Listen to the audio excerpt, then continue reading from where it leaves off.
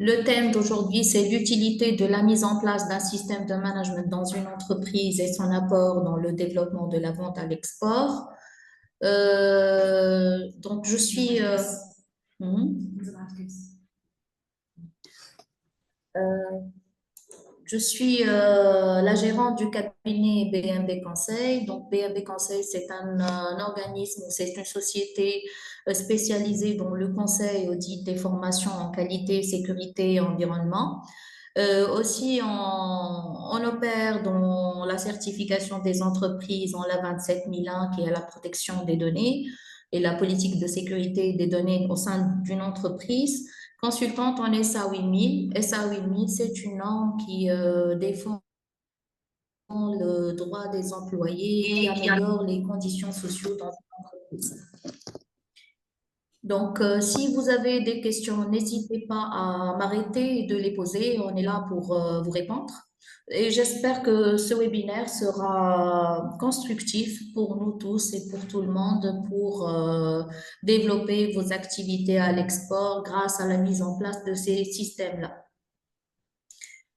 Je me présente, j'ai fait une petite présentation de mon cabinet. Je me présente, je suis Basma Ben Massoud, gérante du cabinet de formation et de consulting BMB Conseil. Je suis consultante, formatrice et auditeur tierce partie IRK en qualité, sécurité et environnement. Ça fait 20 ans que j'opère dans ce domaine-là. Et en parallèle, je suis coach et consultante certifiée en profiling et technicienne en PNL. Mes études, j'ai fait un master en management stratégique des organisations à l'IHEC Carthage de Tunis. Voilà mes coordonnées, donc mon téléphone, email. On va partager avec vous ces slides-là. Je vais les envoyer à Olatondé et lui, il s'en charge de vous envoyer la présentation pour tout besoin utile. Donc, je commence. Voilà le sommaire de notre webinaire d'aujourd'hui. Donc, qu'est-ce qu'un système de management? Quels sont les exemples de systèmes de management? Principaux éléments d'un système de management? Pourquoi mettre en place ces systèmes-là? Et pourquoi bâtir un système de management ISO? Et qu'est-ce que cela nous apporte dans nos investissements et le développement de notre activité à l'export? C'est quoi la référence ISO? Et quel est son apport dans dans la transformation dans une organisation? Et finalement, que faisons-nous concrètement avec ces systèmes? Donc, je commence. Est-ce que vous avez une idée sur ce que c'est un système de management? Je pose la question, en même temps je vais répondre. Donc, un système de management, c'est un système vaste. C'est un ensemble structuré de politiques, de processus, de procédures et de pratiques mises en place par une organisation pour atteindre ses objectifs. Il permet de planifier, mettre en œuvre, surveiller, améliorer en continu les performances de l'organisation. Donc, j'explique. Un système de management, il aide l'entreprise à mieux s'organiser. Donc, l'objectif primordial d'un système de management, c'est de garantir une organisation fiable qui minimise les coûts supplémentaires et les coûts de non-qualité dans une organisation et qui améliore la qualité de prestation et qui garantit en même temps la continuité des activités en dehors des personnes. Donc, si on a un système bien organisé, bien mis en place, ceci, pardon, nous garantit la continuité de nos activités selon les process qui ont été déjà mis en place, les procédures organisationnelles, les instructions de travail. En fait, ce système, qu'est-ce qu'il nous donne comme apport? Il décrit le qui fait quoi et comment. Donc, le qui fait quoi, c'est à travers les fiches fonctions, l'organigramme, les fiches de compétences. Et comment, c'est le savoir-faire de l'entreprise qui sera déployé dans des processus de travail et des procédures organisationnelles de travail. Donc, la définition générale, un système de management fournit un cadre cohérent pour gérer les activités d'une organisation afin de garantir l'efficacité, la conformité aux exigences réglementaires, aux exigences clients, aux exigences internes et l'amélioration continue. Donc, tout ça, ça tourne autour de l'amélioration continue d'une organisation. Est-ce que c'est clair, Mara? C'est bon jusqu'à présent. Oui, Madame Bon, Bess, vous pouvez mettre oui, la présentation en mode diapragma, hein, en plein écran. ok, avec plaisir, madame. Donc, affichage, je vais la mettre en diaporama. Une seconde.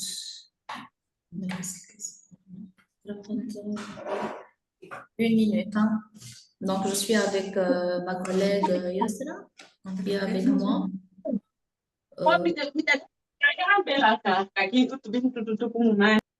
Bon, je vais la mettre hein, tout de suite, hein. Voilà.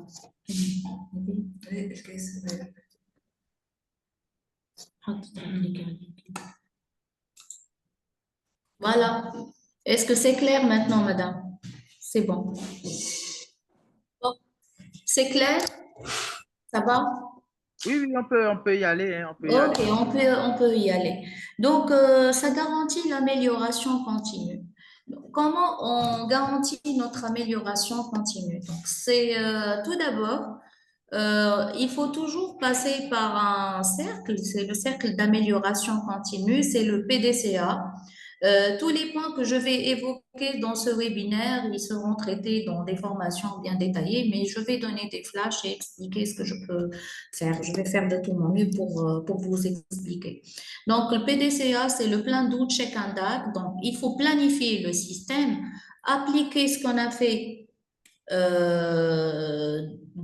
dans ce système, vérifier ce qu'on a fait et puis réagir et améliorer.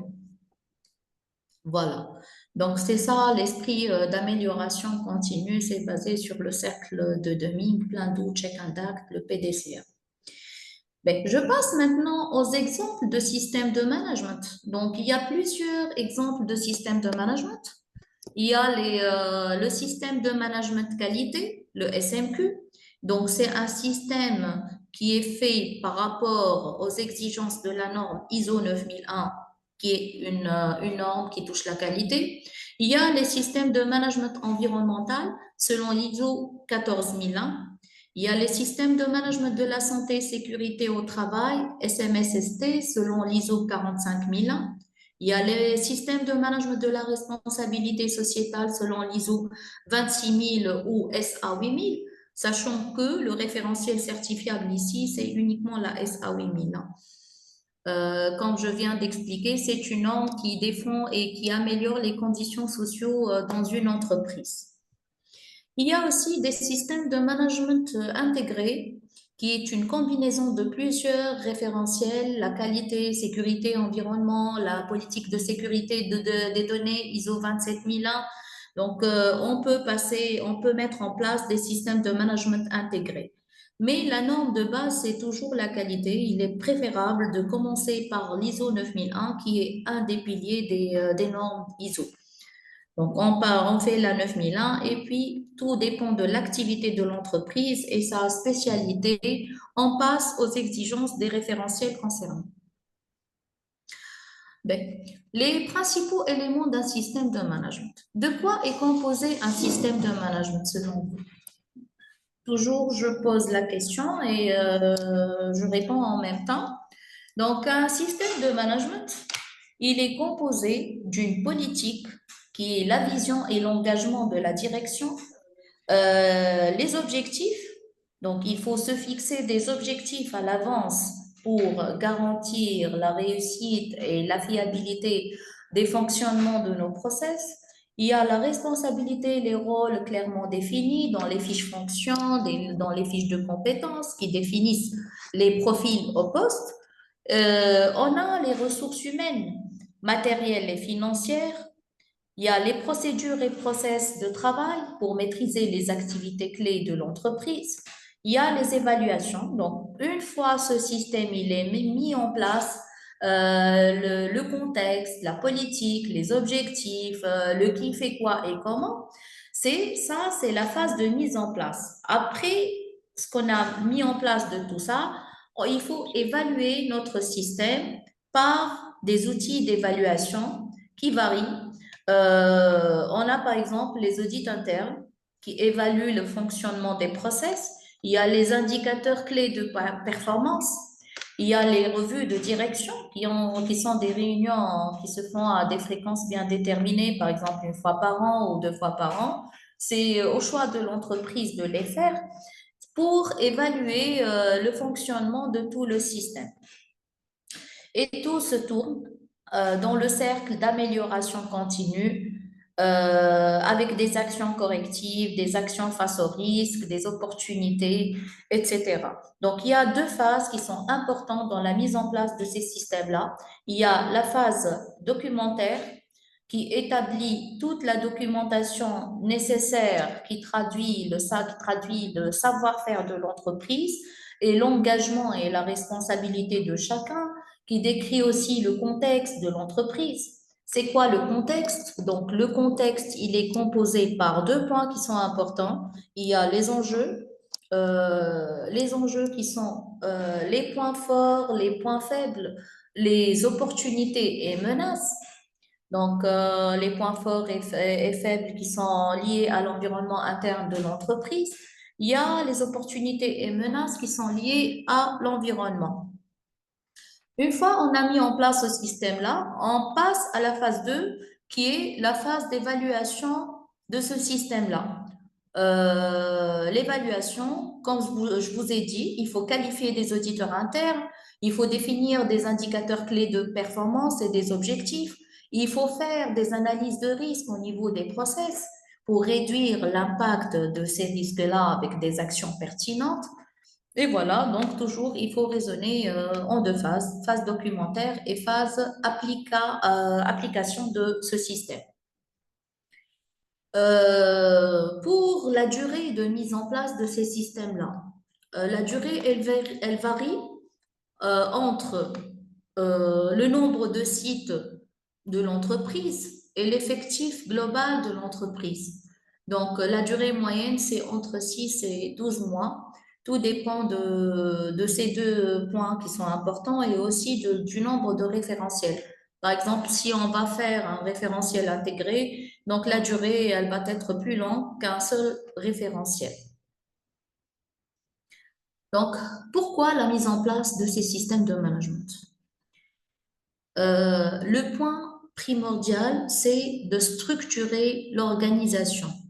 Donc, quand on a une structure organisée, c'est très facile d'intégrer cette structure-là.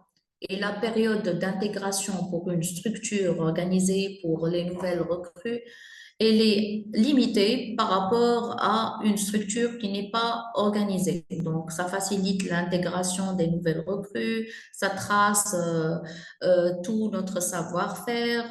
Donc, ça nous aide à identifier nos objectifs, à déterminer notre stratégie. Voilà, donc c'est quoi structurer l'organisation. Ça, c'est le premier point qui est le plus important. Il y a aussi améliorer la satisfaction des parties intéressées. Donc, qu'est-ce que ça veut dire parties intéressées? Il y a les clients, il y a les employés, il y a les autorités, il y a les fournisseurs. Donc, il faut que ces parties intéressées soient satisfaites pour garantir la continuité de notre activité. Donc, un client qui n'est pas satisfait, donc on ne peut pas vendre, il y aura des résiliations de contrat, donc on ne peut pas avancer. De même pour l'autorité publique, de même pour les employés. Donc, les employés, ce sont des parties intéressées internes. Donc, un manager, il ne peut réussir ces systèmes-là qu'après avoir garanti l'implication de son personnel. Donc, pour garantir la réussite de la mise en place de ces systèmes-là, il y a deux points importants, l'implication de la direction générale et l'implication du personnel. Et un consultant si l'entité, elle fait appel à un consultant, le consultant oriente l'entreprise vers la meilleure organisation en se référant à la norme, mais il faut impliquer le personnel et la direction générale pour qu'il réussisse sa mission. Troisième point, donc réduire les risques et les non-conformités. Comme on va faire une analyse de risque au niveau de tous les process, donc il suffit d'analyser les risques et d'identifier les risques. On doit faire un petit scoring pour identifier le niveau de gravité de ces risques-là, les apports des opportunités et d'identifier les opportunités chaudes ou tièdes ou donc les types d'opportunités et faire les actions nécessaires qui réduisent l'impact de ces risques-là et améliorent les opportunités. Quatrième point, c'est améliorer la performance globale. Faciliter l'accès à certains marchés. Donc ici, on parle de la certification.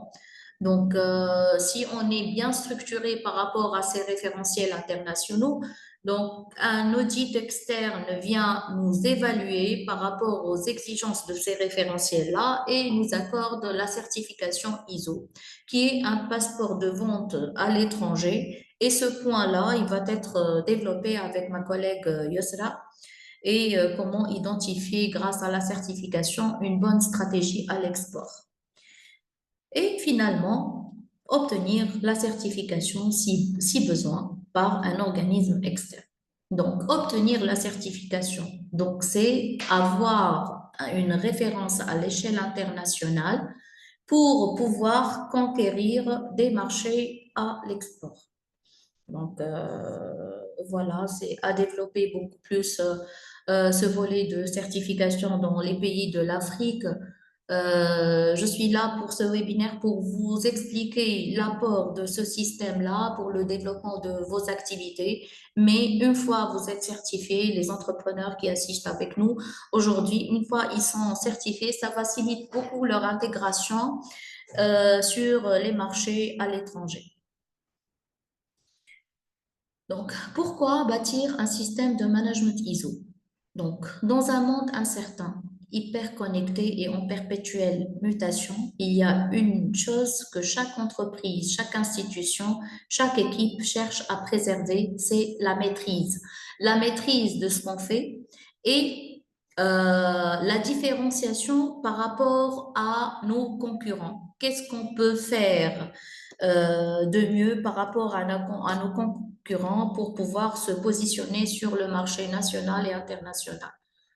Toujours, je reviens à l'apport de la certification. Donc, une entreprise certifiée, ça garantit et ça rassure le client qu'il est en train d'acquérir un produit de qualité, un produit qui est fabriqué dans une entité organisée. Donc, c'est un produit de qualité ou c'est un service de qualité parce que la certification, c'est une reconnaissance internationale. Donc, pourquoi investissons-nous en un système de management? Donc, c'est pas pour obtenir une certification et pas pour plaire aux auditeurs. Donc, il faut faire attention ici. On ne fait pas un système de management rien que pour obtenir la certification. Parce qu'avec tous mes respects, il y a des entités qui achètent des certifications rien que pour gagner des marchés à l'export, pour gagner des appels d'offres. Ce n'est pas ça. Ce n'est pas ça la mise en place de ces systèmes. La mise en place de ces systèmes, c'est un état d'esprit. C'est un engagement de toutes les entités au sein d'une entreprise pour un objectif commun, c'est d'avoir un produit ou un service de qualité qui lui permet d'être compétitif sur le marché. Donc, c'est parce que nous croyons qu'une organisation responsable doit tenir ses promesses. Donc, il faut être crédible, il faut avoir des relations mutuellement bénéfiques avec nos parties intéressées pour pouvoir continuer notre activité. Donc, promesse de qualité pour ses clients, promesse de sécurité pour ses collaborateurs, promesse de respect environnemental, etc. Mais, aussi la promesse de sobriété énergétique pour un futur durable. Donc, les normes ISO ne sont pas des contraintes, ce sont des langages communs de maîtrise, d'engagement et d'excellence. Voilà la phrase qui résume tout. Donc, est-ce que ça va jusqu'à ici? Est-ce que vous avez des questions? Je peux avancer? Alors, donc, pas de commentaires, j'avance. Donc, un système de management est un état d'esprit. Comment un système de management référencé ISO transforme une organisation? Donc, un système ISO, ce n'est pas un classeur de procédures. Donc, ça ne suffit pas de rédiger aléatoirement des procédures, mais c'est un cadre vivant qui nous pousse à identifier nos process, qu'il s'agisse de produire une pièce mécanique, gérer un bâtiment économe en énergie ou organise la sécurité d'un chantier. Nous définissons ce que nous faisons et nous le faisons. Donc, il faut définir, tracer, formaliser ce qu'on fait pour garder toujours de la traçabilité et appliquer ce qu'on a écrit. Mais qui écrit ces procédures et qui les fasse appliquer? Donc, pour garantir aussi la réussite de ce système, il faut impliquer tout le monde pas tout le monde, donc par exemple, les pilotes des process à rédiger eux-mêmes leurs procédures et c'est aux consultants de les cadrer par rapport aux exigences de ces normes-là. Donc, le savoir-faire, il émane de l'organisation, il émane de l'entreprise. Donc, ce n'est pas aux consultants d'imposer ces règles et d'imposer ces procédures et de les faire appliquer, mais c'est au personnel de réfléchir et de traduire leur savoir-faire et leurs objectifs dans ces process-là. C'est un cadre vivant qui nous pousse à gérer les risques et les opportunités en santé, sécurité au travail, par exemple l'ISO 45001. Cela signifie prévenir les accidents. En environnement, c'est la 14001, c'est anticiper les impacts d'énergie, ISO 50001, c'est éviter le gaspillage, donc impliquer les parties prenantes, clients, collaborateurs, autorités, communautés locales. Le système ISO nous pousse à écouter, dialoguer et s'adapter. Donc, c'est un système basé à l'écoute, à l'amélioration continue, au dialogue. Donc, il faut fonctionner tout le monde en tant que responsable. Le manager, il implique son personnel dans la définition de son stratégie, dans la définition de ses objectifs pour avoir un objectif commun, structuré et non pas avoir des objectifs qui sont construits d'une manière aléatoire uniquement pour faire comment dirais-je, pour satisfaire l'auditeur et pour avoir ce label. C'est un cadre vivant qui nous pousse à mettre en place les indicateurs, donc les indicateurs clés de performance qui nous permettent d'atteindre nos objectifs. Donc, il faut qu'ils soient smart, spécifiques, à terme, réalisables, bien structurés. Donc, pas pour faire joli au rapport, mais pour piloter en temps réel. Exemple des indicateurs, par exemple, taux de réclamation client dans l'ISO 9001, taux de consommation énergétique par mètre carré dans l'ISO 50001, taux de presque accident, l'ISO 45001, tonnes de CO2 évité ISO 14001. Donc, documenter ce qui compte. Nous documentons non pas pour remplir les dossiers, mais pour s'assurer que les bonnes pratiques deviennent des standards et non des exceptions. Dans la documentation, il faut simplifier au maximum. Donc, la documentation, il ne faut pas alourdir le système par des documents lourds jusqu'au point à ne pas appliquer ce qu'on a écrit. Donc, il faut faciliter au maximum pour garantir l'application de ces systèmes-là.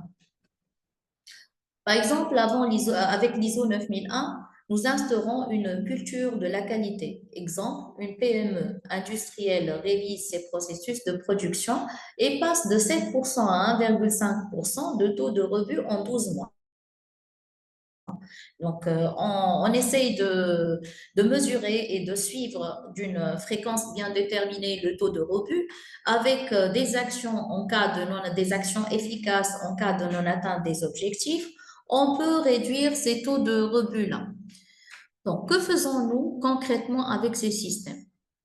Tout dépend du référentiel.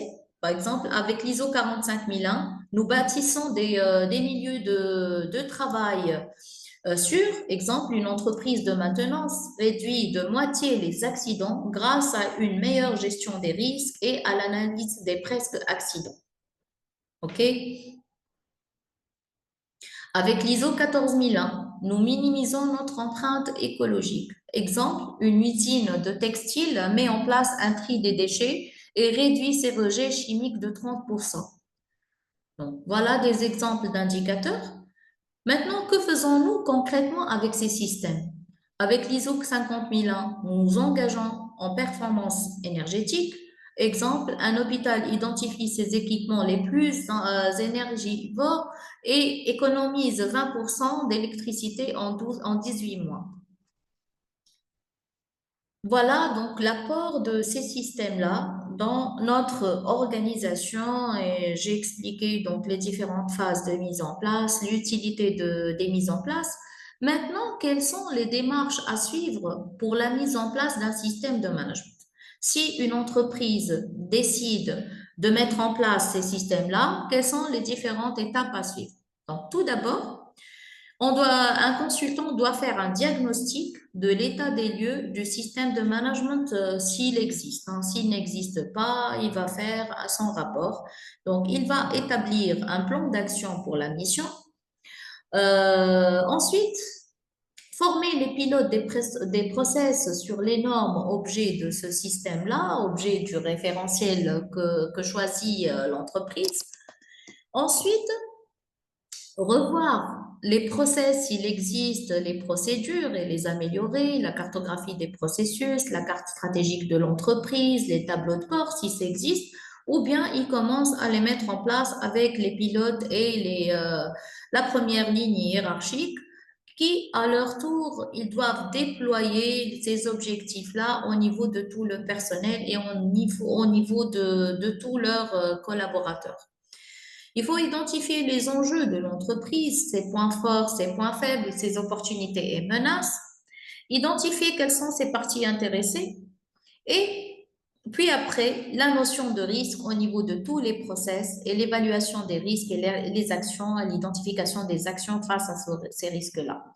Une fois on a terminé ce volet documentaire, donc on va revoir toute la documentation, procédure, fiche fonction, enregistrement. Identifier la politique et objectif qualité qui doit être en cohérence avec la stratégie de l'entreprise et à la fin,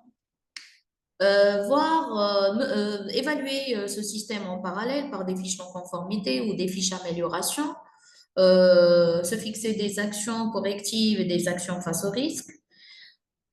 Ensuite, faire des audits internes qui sont une exigence de la norme. Les audits internes sont une exigence à tous les référentiels. Donc, un système, une fois il est mis en place, il doit être audité. On fait l'audit à blanc et puis on prépare notre revue des directions qui est une réunion bien annuelle ou semestrielle pour évaluer tout le système là. Donc, nous ne gérons pas des systèmes, nous construisons l'avenir. Donc, mettre en place un système de management ISO, c'est investir dans la résilience, la confiance, la transparence et l'amélioration continue. Ce que nous faisons est important, mais comment nous le faisons est fondamental. Donc, et surtout, pourquoi nous le faisons? Est-ce qu'il donne du sens à notre engagement?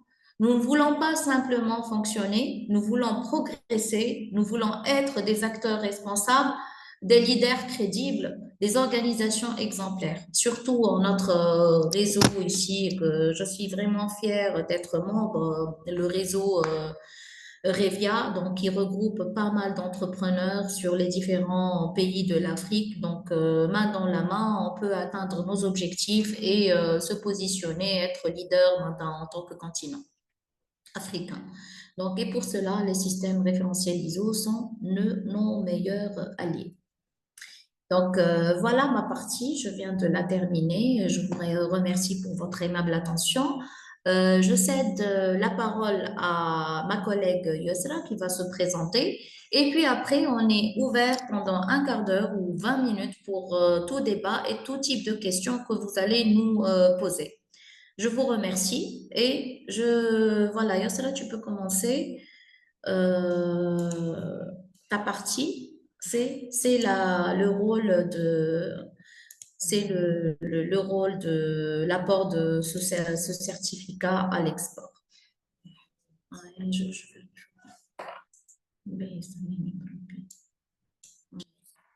Alors, merci, Madame Besma. Donc, On oui, peut passer la main maintenant à Madame Yusra. oui, je vais passer tout de suite, hein. Désactiver.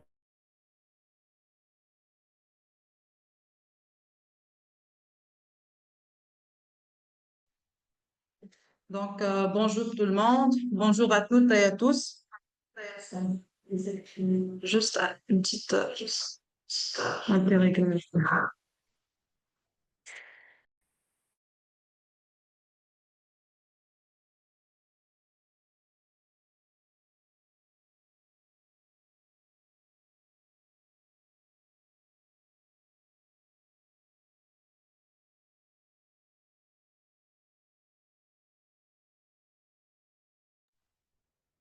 Je me présente. Je peux sortir parce que... Oui, Madame, Donc, vous pouvez couper le partage de votre côté pour que Madame Ishri puisse commencer pour elle. sortir. Donc, ok. Voilà. Je me présente. Je suis très ravie avant tout d'être là aujourd'hui parmi vous et de partager à ce séminaire et de faire partie du groupe Revea. Juste une petite seconde que je mets la présentation en partage. Le partage. Voilà.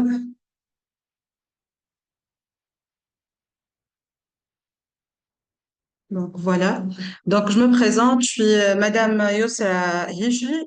Je suis actuellement gérante et fondatrice d'un cabinet de conseil aux entreprises et de formation.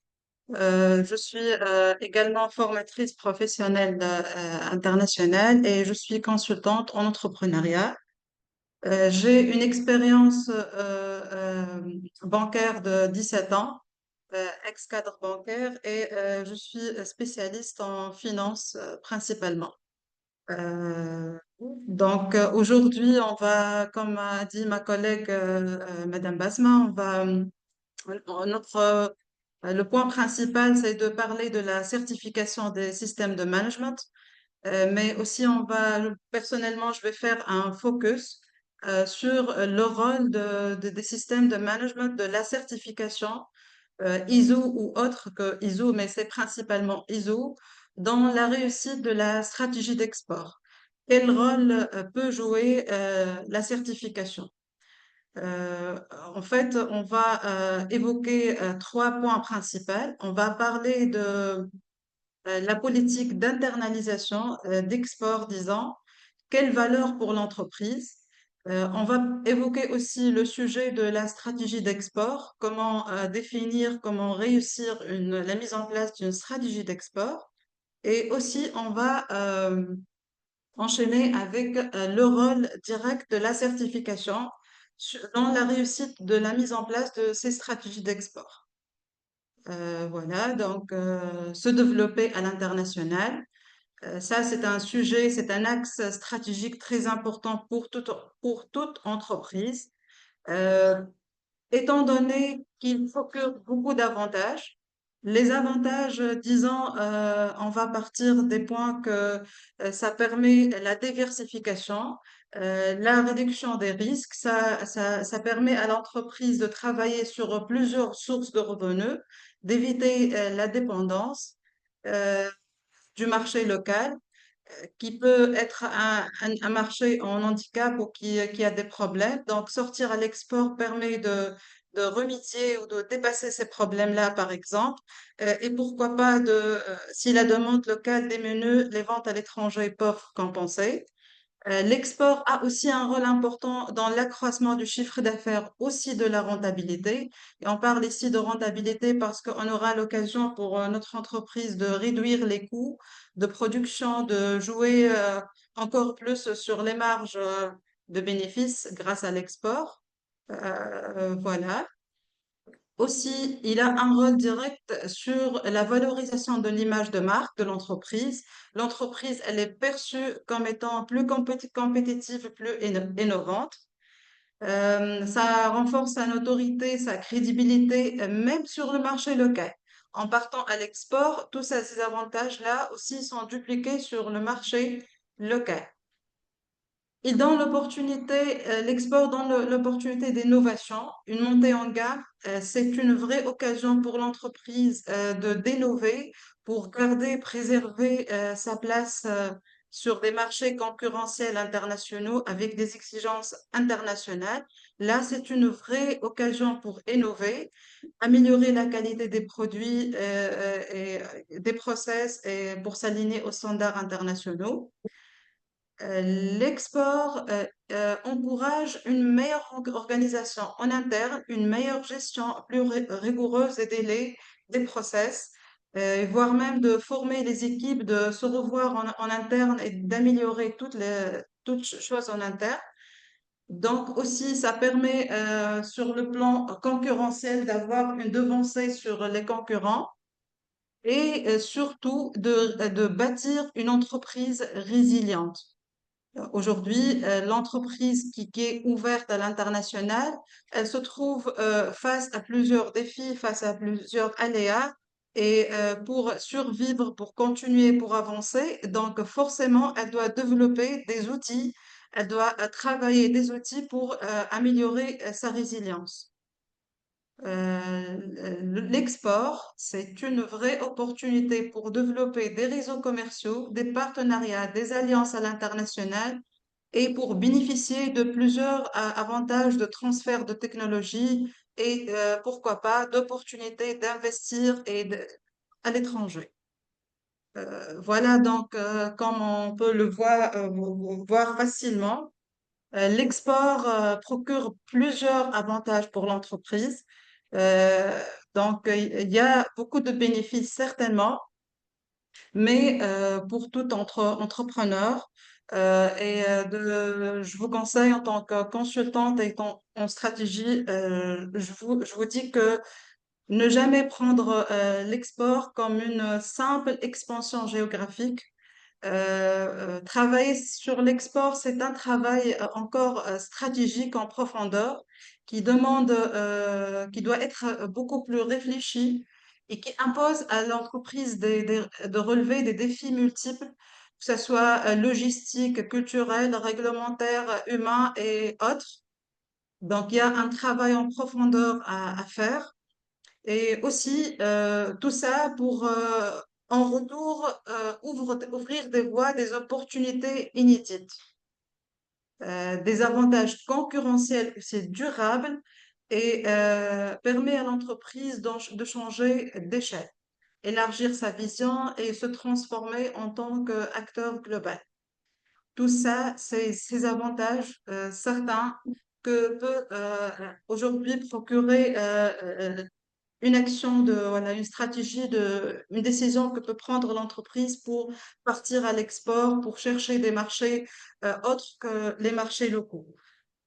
Mais comme c'est expliqué, ça demande un travail en profondeur et bien réfléchi. Une bonne stratégie d'export ne s'improvise pas. c'est pas de l'improvision, ça doit être, comme je l'ai dit, ça doit être bien réfléchi et bien étudié pour avoir tous ces avantages qu'on a procurés, dont on a déjà parlé. Et lorsqu'on parle de stratégie d'export et lorsqu'on pense en tant qu'entrepreneur à réussir, euh, à chercher les clés de réussite de nos stratégies d'export, donc il suffit pas de décider de partir à l'export, suffit pas de chercher ces avantages. Donc, il est encore beaucoup plus important de penser sur la stratégie. Comment réussir le choix de la stratégie à l'export? Ça, c'est un sujet important. Sans entrer trop dans le détail, parce que le sujet, il est très détaillé et c'est personnalisé et ça dépend d'une entreprise, ça diffère de l'entreprise à une autre, ça diffère des secteurs, et chaque entreprise a sa réalité et sa stratégie. D'une manière schématique, on peut dire que une stratégie d'export, ça doit être une démarche structurée. La base, il faut partir d'une analyse interne à l'entreprise et une analyse externe. On ne peut pas partir à l'export sans faire ces deux analyses-là. Euh, donc, vous allez voir pourquoi c'est aussi important et c'est primordial et c'est même vital pour l'entreprise de faire des analyses, des diagnostics pré-export. Euh, L'analyse, ce qu'on va, qui peut prendre le temps qu'il faut, qui dépend de chaque société, elle diffère, elle va se traduire par un plan d'action. Donc, on aura un plan d'action ficelé qui couvre tous les axes, différents axes dans l'entreprise et qui diffère d'une entreprise à une autre. Déjà, il diffère selon l'objectif de l'entreprise à travers la décision de partir à l'export.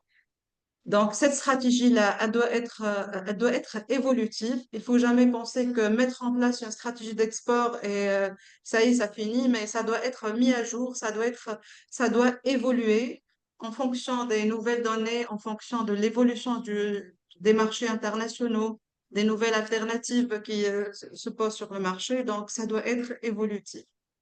Lorsqu'on parle de diagnostic interne, et là, c'est une mission importante. Là, on doit définir la capacité de l'entreprise à faire de l'export. Est-ce qu'elle est vraiment prête à faire de l'export? Est-ce qu'elle a les moyens de faire de l'export? Euh, Comme je vous dis, c'est pas juste une simple décision ou une simple tentation à la recherche des bienfaits. Ça suffit pas.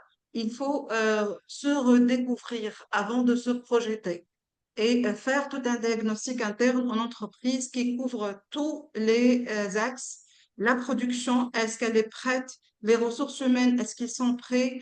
La stratégie de l'entreprise qui existe déjà, est-ce qu'elle est prête? Est-ce qu'elle est en adéquation avec les objectifs export?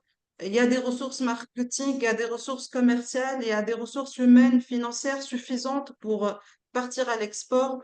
Tout ça doit être revu en interne d'une manière très bien réfléchie et étudiée. Et d'ailleurs, pour savoir pourquoi cette étape elle est aussi importante, déjà, partir à l'export ou ne pas partir, c'est une décision qui émane, qui sort de ce diagnostic-là. Un diagnostic interne à l'entreprise peut donner quatre conclusions possibles. En premier lieu, ça peut donner comme conclusion pas besoin affirmé d'aller à l'export, c'est-à-dire que l'entreprise n'a pas besoin de partir à l'export. Le marché local suffit. Il n'y a qu'une chose qui justifie de s'investir dans une stratégie d'export. Aussi, ça peut démontrer des faiblesses dans l'entreprise insurmontables et par la suite, c'est pas possible de faire de l'export. Comme ça peut donner comme décision qu'il y a des lacunes internes qui sont surmontables, on peut dresser des plans d'action bien définis dans un laps de temps bien défini et par la suite partir à l'export. Aussi, ça peut donner aucune faiblesse majeure qui empêche d'exporter et par la suite, l'entreprise est prête immédiatement à l'export. Donc, ça, j'ai voulu développer pour vous dire que il fallait faire un diagnostic interne pour décider d'exporter ou ne pas exporter, déjà. Voilà, de même, lorsqu'on parle de stratégie d'export, on parle aussi de diagnostic externe et cette étape est aussi importante. Pourquoi? Parce que là, on va partir vers un marché euh, qu'on ne connaît pas. On va le découvrir. C'est pas le marché local, qu'on travaille dedans, ça fait des années qu'on le maîtrise assez. Et par la suite, on doit en premier lieu faire une analyse SWOT, analyser le marché, juste une petite seconde, excusez-moi, le marché,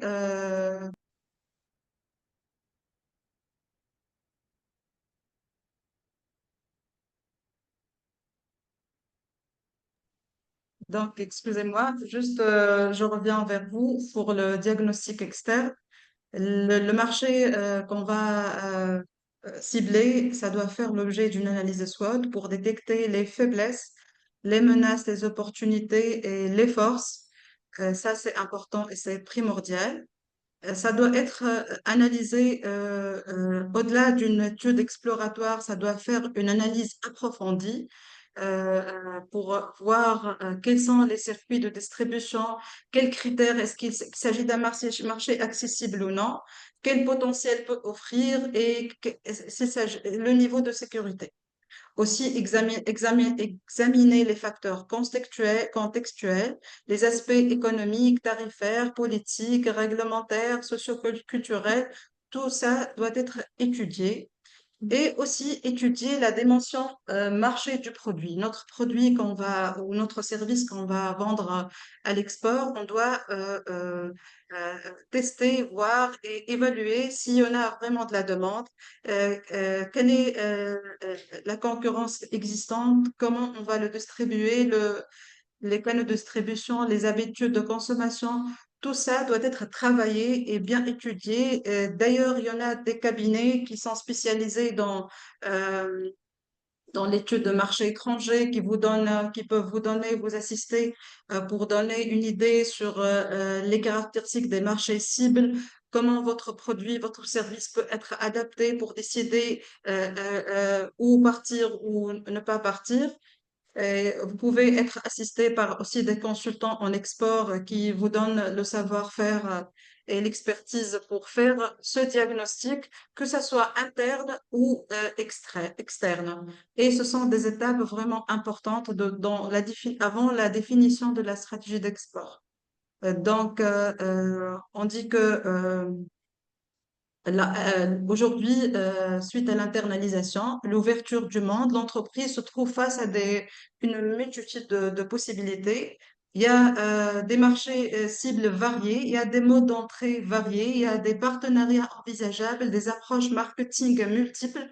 Donc les chemins sont multiples, mais le véritable enjeu ne réside pas dans la quantité d'options, il réside dans la pertinence du choix. C'est très important parce qu'une entreprise fait le bon choix dans sa stratégie d'export. Faire le bon choix, c'est opter pour une voie qui soit en cohérence avec la vision stratégique de l'entreprise, adaptée à ses ressources internes et alignée avec ses ambitions à moyen et long terme. Un marché peut sembler promoteur sur papier, mais irréaliste en pratique. Un mode d'entrée peut paraître accessible, mais risqué sans l'organisation adéquate de l'entreprise. C'est pourquoi toute stratégie à l'international doit reposer sur une analyse lucide, un diagnostic croisé, interne et externe, et une capacité à projeter l'entreprise dans un nouvel environnement sans se dénaturer. Et bien sûr, une fois on a fait tous ces deux diagnostics qui sont très importants, on aura la possibilité de formuler plus facilement et plus logiquement notre stratégie adaptée. J'insiste sur le fait qu'elle va être une stratégie adaptée à votre entreprise. Cette stratégie va couvrir des axes des actions, redéfinition d'actions en interne, la logistique, la production, la rage, la finance, tout ça va sortir des plans d'action bien définis. Elle va définir le marché cible. Est-ce qu'on va travailler sur un seul marché ou plusieurs? Quel mode de présence? Comment on va être présent dans le pays cible? Aussi, elle va définir le réseau de distribution. On va faire un travail d'adaptation sur le produit et marché, le prix et le marché. Et ça, c'est important de revoir le packaging, de revoir la politique de prix, pourquoi pas les caractéristiques de produits en adaptation au marché cible. Et on va définir notre politique de marketing. Ça va être du marketing digital ou autre, participation à des événements ou autre, ça dépend. Aussi la politique financière, étant donné que l'export est similé à un investissement. Donc, on doit chercher quelles sources de financement, quelle rentabilité escomptée, quel chiffre d'affaires prévisionnel. Tout cela va être déterminé à travers la stratégie d'export. Donc, comme vous le voyez, donc c'est un travail sérieux pour arriver à définir une stratégie. Donc, partir à l'export offre, c'est vrai, de nombreux avantages. C'est une aventure qui mérite d'être vécue par nos entreprises. Mais attention, ce n'est pas une décision qui s'improvise. Réussir à l'international exige une préparation rigoureuse, fondée sur un diagnostic interne et externe approfondi, ainsi que des actions bien pensées, bien planifiées et adaptées au contexte cible.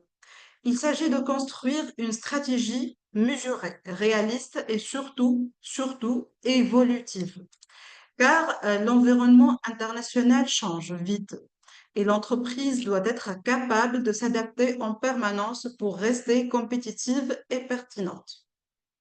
Donc, comme vous le voyez, c'est très important d'intégrer l'export dans l'activité de l'entreprise, étant donné les avantages, mais aussi il faut penser à bien définir et bien travailler la stratégie export.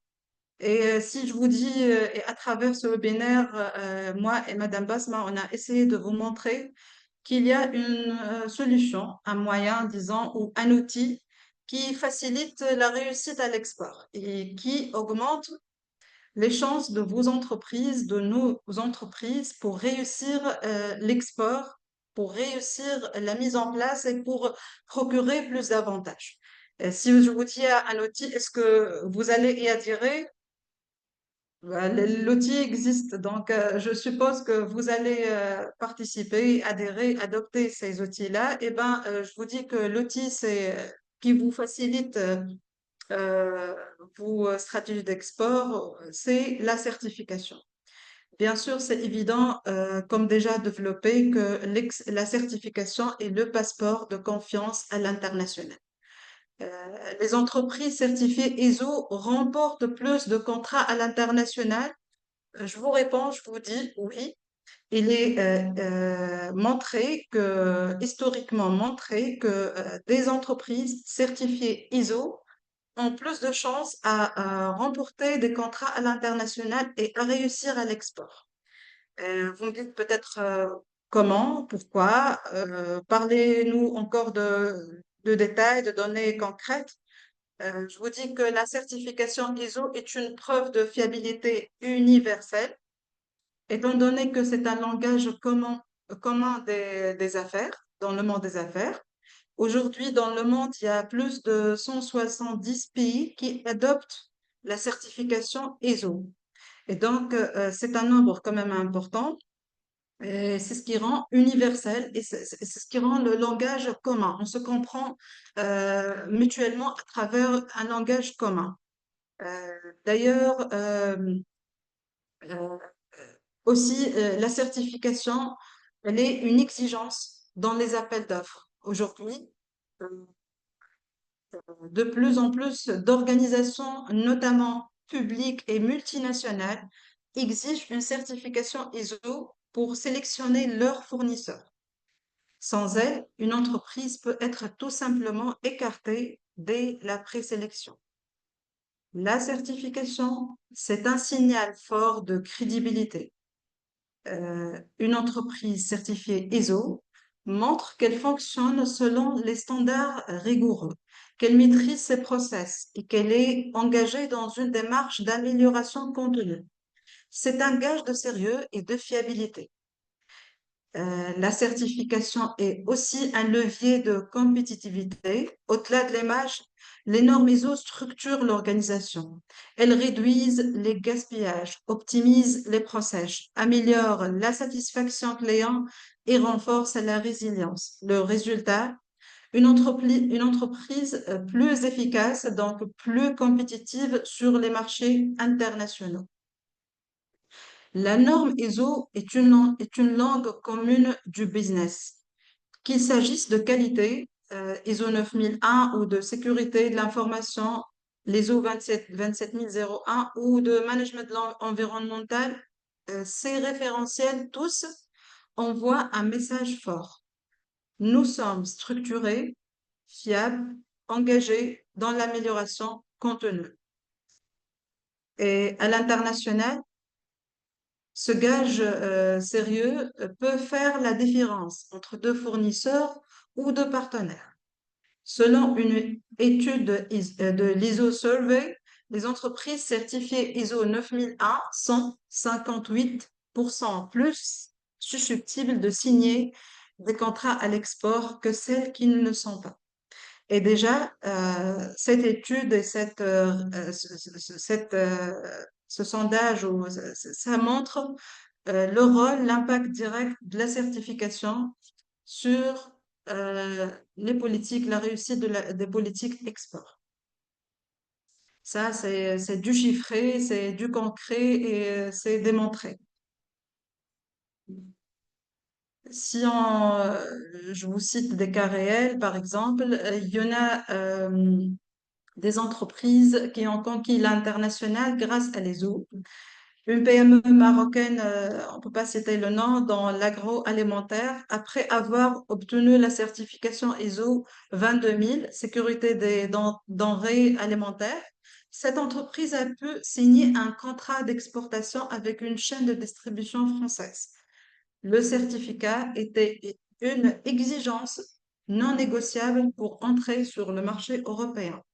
Sans ISO, nous n'aurions même pas été considérés, explique son directeur qualité.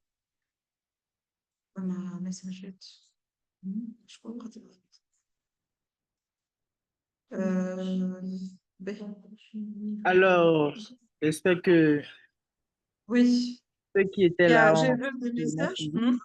Pardon? Le temps, je ne sais pas si je peux continuer. Ouais, bon, le temps nous fait vraiment défaut et tout, parce que il y Mhm. aura quelques questions probablement de certaines personnes qui vont vouloir en savoir plus. Je pense que l'idéal, en fait, serait de nous faire parvenir Mhm. les documents que vous avez présentés. Là, on pourra les D'accord. envoyer dans les groupes pour, oui, Monsieur Joseph Banza, vous auriez le fichier, vous aurez le fichier. Donc, Madame Besma et Madame Oui, Esra oui, bien sûr. nous fera parvenir les documents que nous allons partager avec vous. Et également, pour tous ceux qui auront également des préoccupations, pourront les poser. Nous avons encore environ 5 à 7 minutes pour pouvoir discuter et tout. Donc, on peut prendre les questions. Si tant est que il y a des questions, n'hésitez pas, Juste, on peut y aller. juste pour poser une question. Ah, ok, bon, D'accord. après moi, alors, après, je pose la question. Ok, allez-y. Donc, bonjour tout le monde. Bonjour. Bonjour tout le Bonjour, monde. Je bonjour. m'appelle Ferjane Eslim. Je Ok. suis expert international en commerce et en finance internationale. Je suis conseiller à l'export agréé auprès du ministère du Commerce et du Développement des exportations tunisiennes. Je suis dans le domaine des finances et du commerce international depuis 37 ans maintenant. Je suis Bien. auteur de 5 ouvrages sur le commerce international. J'ai formé Bon, pas mal.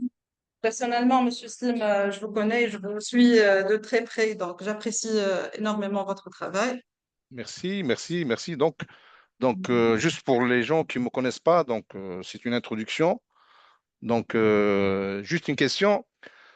Donc, j'ai dit qu'un système de management conforme aux exigences internationales, à lui seul, à mon avis, est insuffisant pour réussir à 100% dans une opération export, alors quels sont les points qu'il faut développer pour réussir sur un marché concurrentiel par rapport au marché local? Il est insuffisant, le système, vous dites? Je dis que le système, d'après mon expérience, j'ai vu pas mal d'entreprises qui ont un système de management confectionnel bien ficelé, mais malheureusement, ils n'ont pas réussi l'export. Et je sais D'accord. pertinemment, donc, quels sont les handicaps pour ces entreprises-là rencontrés lors d'opérations export. Donc, ma question que je la pose, donc, un système de management est insuffisant à lui seul pour qu'une entreprise réussisse dans une opération export.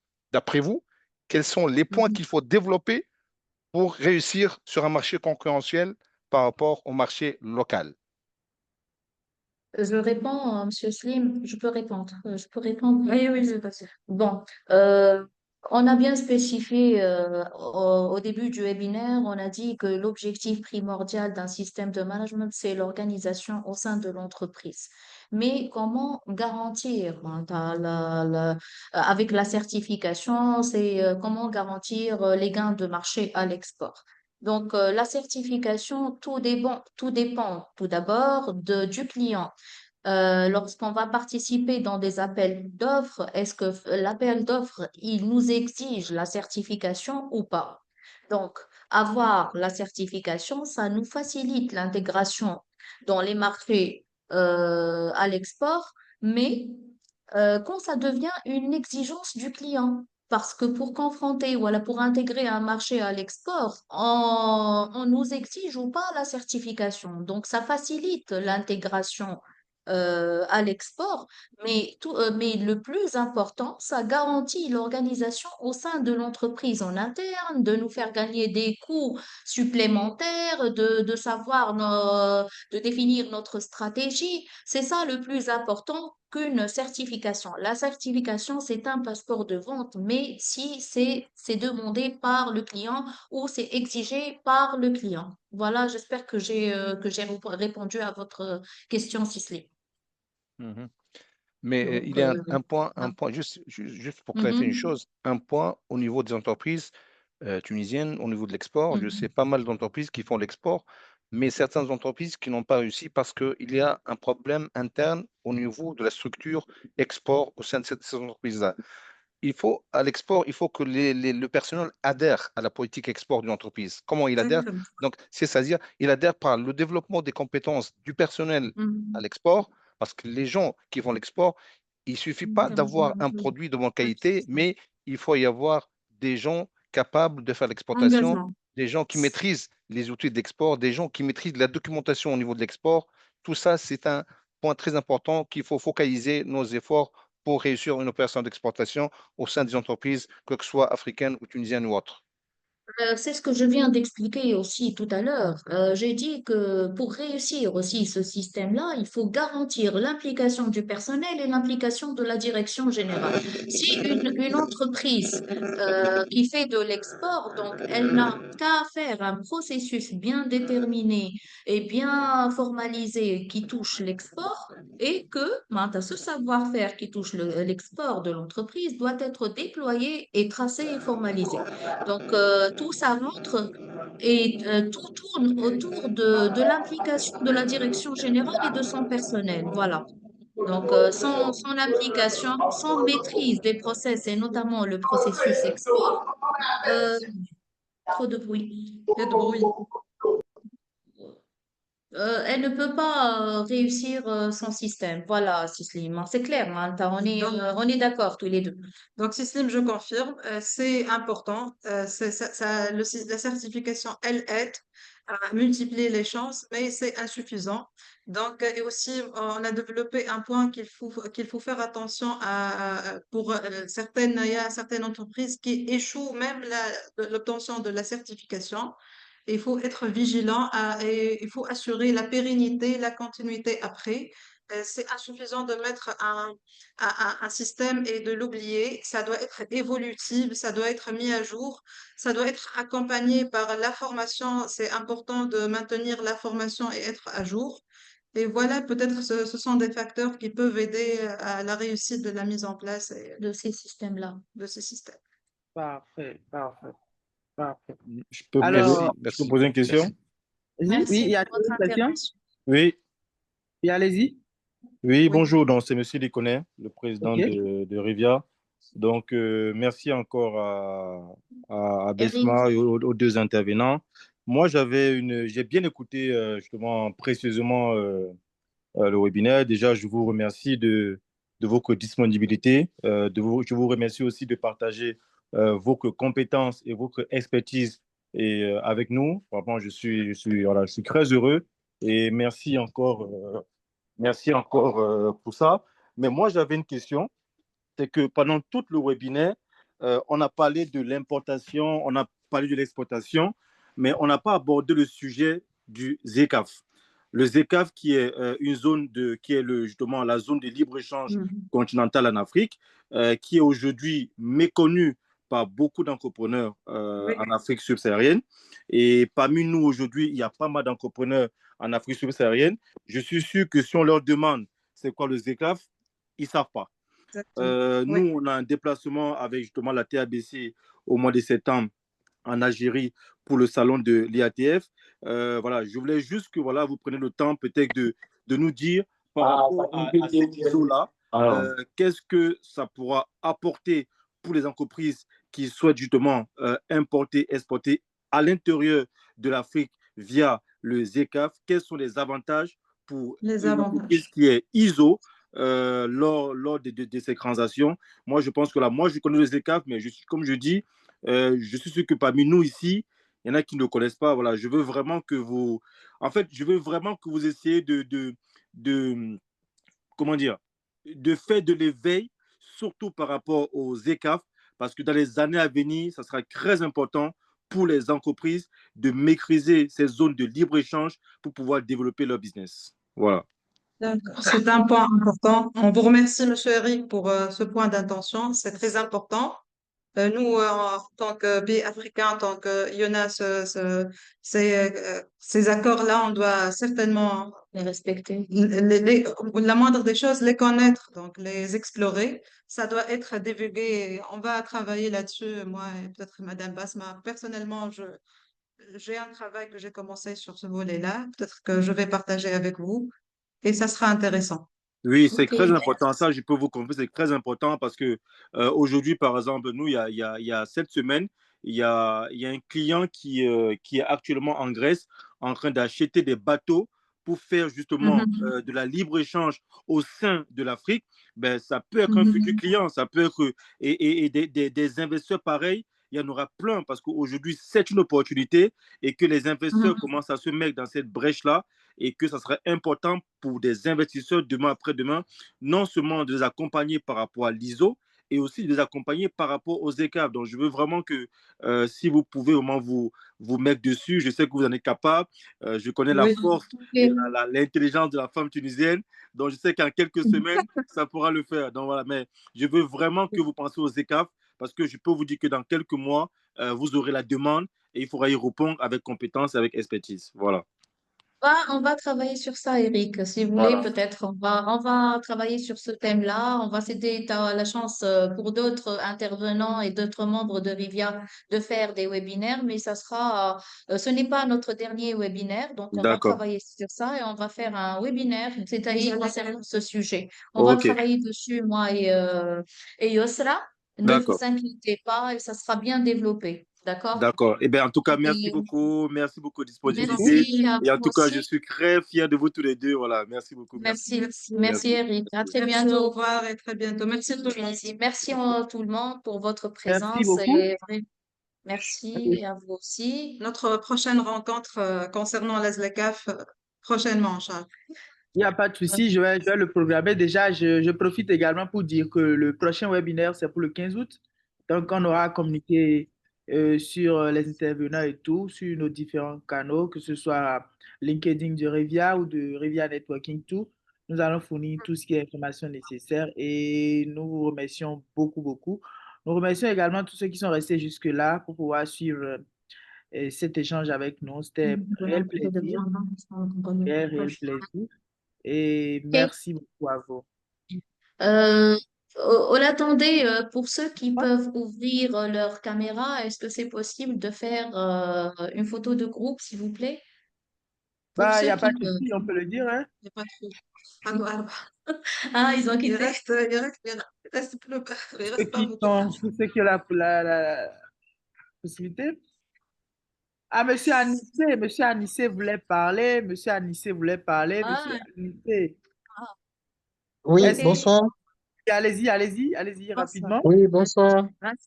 Bonsoir. Bonsoir. Oui, Bonsoir. moi c'est Anissé Babatunde Anyamboso, expert des normes Ravi. ISO, DG Ravi. de Best Expert Group, cabinet qui fait des formations audit et accompagne les entreprises à la certification ISO, auditeur international agréé par plusieurs organismes de certification.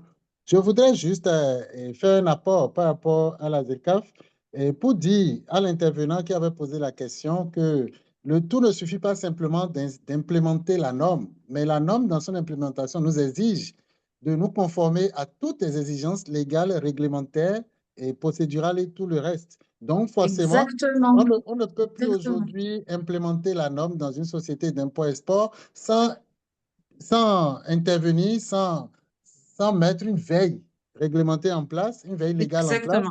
pour pouvoir appliquer, amener cette entreprise à se conformer aux exigences de la ZERCAF. Donc, il est de bon temps quand même que vous travaillez là-dessus et qu'on y revienne dans un autre webinaire pour pouvoir aider Mhm. les entreprises qui sont dans l'import-export à maîtriser ces exigences et à travailler à la conformité. Merci. Merci beaucoup, Oui. merci, Merci, merci, Anicet. merci, merci, merci. Merci Merci à beaucoup vous à vous. tous. Ouais. Alors, Donc, pour la vidéo, comment on fait la vidéo? Parce que bon, là, j'ai envie de faire la vidéo, mais j'arrive pas à mettre ma vidéo. non, je pense Je pense de Madame c'est Yousra, si tout le monde allume sa Bon, moi, vidéo. vous me voyez, vous me voyez, Espéro, vous me voyez? Bon, là, non, je vois juste votre. plus écran. Ah, et attends. Faut Bon, c'est bon, on peut faire. que Madame Yousra arrête le partage d'écran. Attends.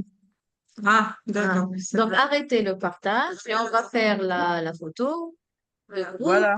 Et vous êtes les bienvenus et à Voilà. très Nous sommes bientôt, en haut et puis. j'espère que ça va. Hmm. Voilà. Donc, Basma, elle peut le faire mieux que moi. donc, voilà. Alors, moi, je Merci pour je l'ai fait votre de mon côté. présence. Merci. Merci beaucoup à Merci. vous. Allez, au revoir. Merci, Au au Bye. revoir. Au revoir. Et à très bientôt en À Tunisie. très bientôt. Allez, Merci, ciao, au ciao. revoir. Au revoir. Bachalitou. Bachir à Bye. tous. Allez, ravi de vous voir. Allez, au revoir. Au revoir. Au revoir. Sakala, sakala.